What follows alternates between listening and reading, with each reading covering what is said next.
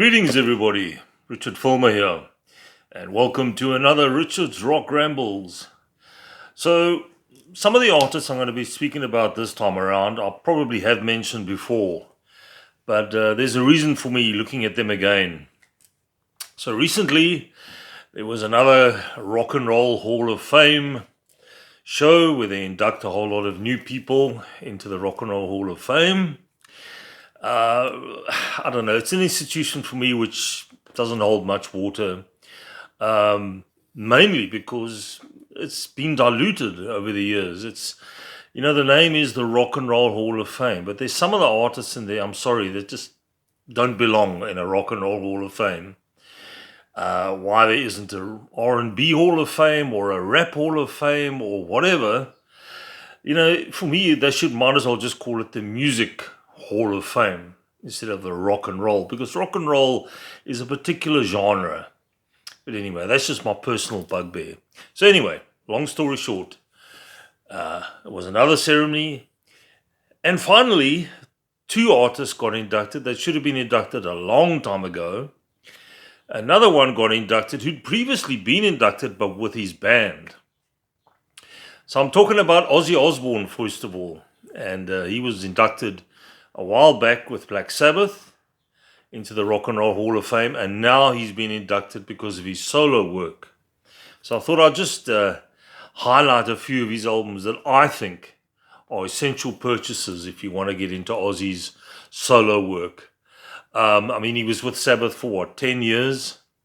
Then eventually he was kicked out of the band because of substance abuse, which was a bit of a pot calling the kettle black kind of thing, because all the other guys in Sabbath were doing a lot of shady stuff around that time, but I think Ozzy was just at a different level, and he wasn't cutting the mustard, and I think it was up to poor old Bill Wall to tell him, listen, you're out of here, and his place was taken by Ronnie James Dio, and the rest is history. But anyway, he didn't handle that too well, and along came Sharon, picked him up by his shirts, his pants, and said, listen, dude, let's make an album, let's get your career back on track. And because at that stage he was in a bad way. And for me, the first two that he released are the best.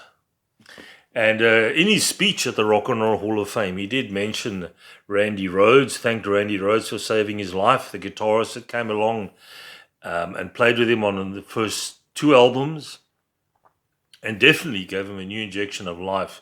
But you know what he forgot to mention, or the people he forgot to mention for me were just as important, if not more. Bob Daisley on bass and Lee Kerslake on drums.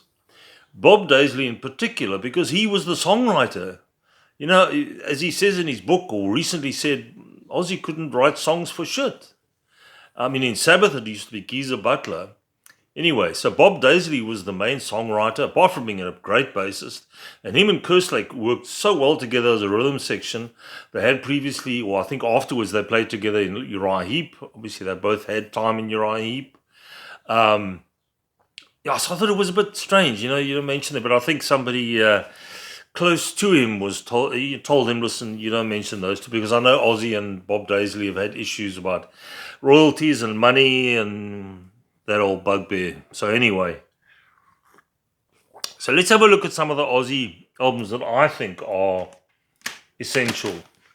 The first one, Blizzard of Oz. So this is him picking himself up and releasing this album. This became such an amazing, and the guitar work of Randy Rhoads on here is stellar. There's not a bad track on here, in my personal opinion. I Don't Know, Crazy Train. There were some great music videos that came with this as well.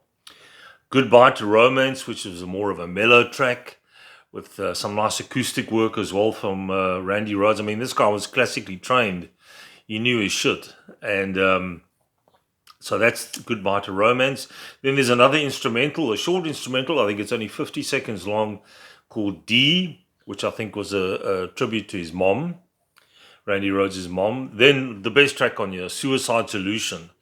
The guitar break, the lead break on that track is just, and that became a crowd favorite.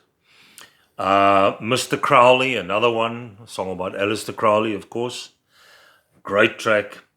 No Bone Movies. You can make about that whatever you want. Read between the lines for that track. Revelation, Mother Earth, and Steal Away the Light finishes off the album. Like I said, essential Ozzy solo stuff, in my opinion. You know, some of his later stuff, he started to repeat himself, and the songwriting just wasn't that great. And that's why I say Bob Daisley, the songwriter, he wrote the lyrics, all the rest of it. You can see it in this album how good he was. Now, this isn't the remastered or anything. This is just a bog standard. There's the inside sleeve. I used to have this on vinyl. I have no idea what happened to the vinyl. Probably sold it in my stupidity years ago. And there's a shot of Ozzy, and there's Bob Daisley on that side, and there's Randy Rhoads. These albums were redone, and Bob Daisley's bass and Lee Kerslake's drums were taken out by the management, and they were re-released, I think, with Tommy Aldridge and Rudy Sarzo, who were part of the band. But you know, that was a low thing to do. Anyway, I think later on they were reinstated. So anyway, that's the first one. Then my favorite of his solo albums, Diary of a Madman. There we go. There's Ozzy being a madman there.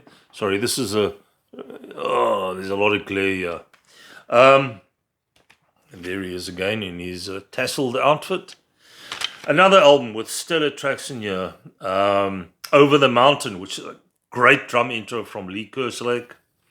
Flying High again. You Can't Kill Rock and Roll. A truer word has never been said. And that's got a nice sort of acoustic intro to it. Great track as well. Let's see what else is on here. Believer, another great track with some excellent bass work from Bob Daisley. Little Dolls, strange track there. Tonight, SATO, and Diary of a Madman, the title track, which is a sort of an epic track. Brilliant. It's got a few pieces to it. It's almost proggish in some aspects.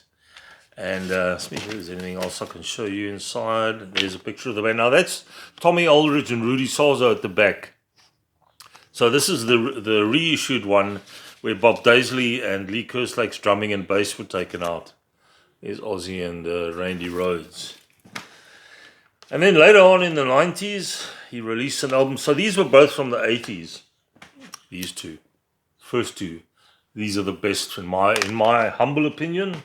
Later on, he released one called No More Tears, and this is got some great music videos that went along with this. A very different lineup. Ozzy, Zakk Wylde now on guitar, Randy Castillo on drums, Bob Daisley's there on bass. So he came back after being treated badly.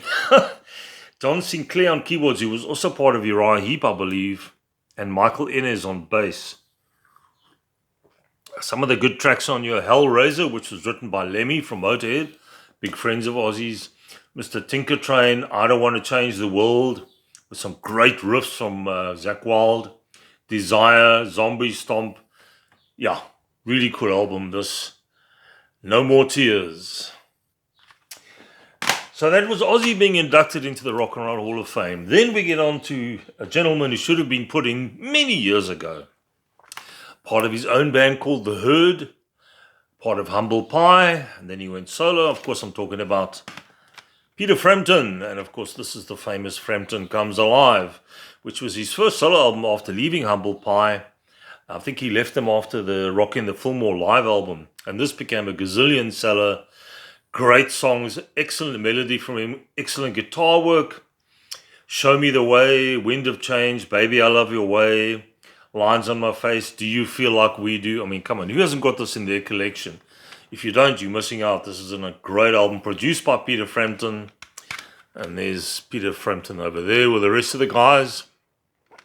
So that's one that you should have. And then probably one of his lesser known albums, one which came out quite recently. What year was this? 2006. It's an instrumental album. And he's done a few of those. I think he's done a blues instrumental as well. But this one has just got some incredible tracks on here. And there's a cover on here of Soundgarden's, what is it here? Let me just have a look. Black Hole Sun. Brilliant version on this album. And the album is called Fingerprints. There's the guitar neck. If you can find this one, it's worth getting hold of. Sorry. Blues is on here. BLOOZE. Cornerstones, Blowing Smoke, Double Nickels, my cup of tea. All sorts of styles in here. Bit of jazz, bit of blues, bit of rock. Really worth checking out. So that's Peter Frampton. So that's the other one who got inducted, the other gentleman. And then finally a band who should have been inducted also many years ago, finally got their day in the sun, although Mick Jones, the leader of the band, wasn't there to collect. His health hasn't been that great. And I think one of the original drummer didn't want to go either. So, of course, I'm talking about Foreigner. And, showing you the wrong one. That's the first album, Foreigner, self-titled. They were quite a big band there. There were 6 people in the band. Did trim down after a while. Big hits on here, Feels Like the First Time, Cold as Ice, Star Rider, Hard Head Knocker, The Damage Is Done, Long, Long Way From Home, Woman Oh Woman, At War With the World, Fool For You Anyway, and I Need You. Really good album. There's even some sort of proggy moments on here, although they're basically a hard rock band. AOR, if you want to call them that. So who was in the band? Lou Gramm on lead vocals, Mick Jones on lead guitar and vocals, Ian MacDonald, guitar, keyboards, horns and vocals, Al Greenwood on keyboards and synthesizer, Dennis Elliott on drums. He's the guy who didn't go to the Rock and Roll Hall of Fame induction. He didn't want anything to do with it. And Ed Gagliardi on bass, on vocals, and quite a few of these guys have actually passed on. So that was the debut, just called Foreigner. Made quite an impression and sold quite a few albums. The second one, called Double Vision, my favorite of the early Lou Gramm stuff. I mean, they made a lot of other albums, but I thought I'd just sort of highlight these two. And it's the same lineup as the previous album, and I think it would only last for the first 2. Then he did change up a few guys within the band. Sorry for all this coffee drinking, I'm just talking too much. Another really strong album, Back Where You Belong, Blue Morning, Blue Day, the title track with a really cool riff from Mick Jones. You know, not only a great lead guitarist, but he could do excellent rhythm. He sometimes did the vocals as well, or Lou Gramm did most of the vocals. Lou Gramm was at the induction, and I don't think he sang though. I think there were a few other artists that did some Foreigner tracks. Hot Blooded, that was another hit. I've Waited So Long, Lonely, Love Has Taken Its Toll, more of a sort of a ballad type track. Spellbinder, Tramontane, which is an instrumental, and You're All I Am. So there they are at the back. That's Mick Jones, the leader of the band. He's formed Foreigner, and there's Lou Gramm. So it's kind of a British-American band.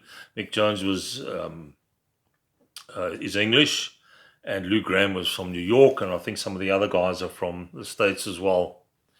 So that was Double Vision. Excellent album by Foreigner. So there we go. I thought I'd just mention 3 guys or 3 artists who got their due. And finally, the Rock and Roll Hall of Fame got something right. Anyway, that's a conversation for another day. Hope you enjoyed the video, guys. Be another one around shortly. Take it easy. If you haven't done so yet, please down below, subscribe. Give me a thumbs up if you enjoyed the video.